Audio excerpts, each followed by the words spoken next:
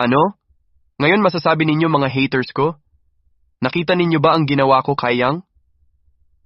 Pinagmukha ko lang siyang batang uhugin hara-hara kasi sa daraanan ko. Ayan, tuloy nangyari. Kaya yung mga gusto pang subukan ng lakas ko, tara square tayo ng magkaalaman na huwag kayong loloko. Loko sa akin, lalo na mga tumatawag sa akin ng iyakin. Baka gusto ninyong paiyakin ko kayo sa suntok. Kaya mga haters, please lang stop bashing para di na ako mag-crying. Lumulusot ka pa diyan eh. Kitang-kita na sinapak mo ako. Tiningnan mo pa kung sino. Ang tumulak sa'yo kung kasamahan mo ba o hindi eh. Nakita mo na ako kaya binanatan mo ako. Bakit ba asar ka sa akin? Dahil ba pogi ako? Kaya kainis.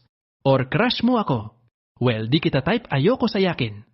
Gusto mo pa review mo pa CCTV ng magkaalaman na itanong mo dito sa kalbong referee? Siya ang magsasabi ng totoo. Kalbo, please explain.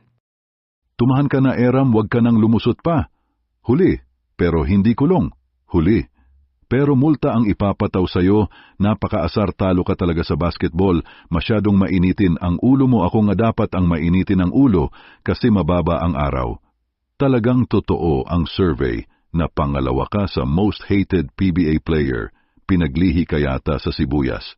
Kaya sa susunod, wag ka nang manapak ng pogi bad yun ha, kawawa naman siyang.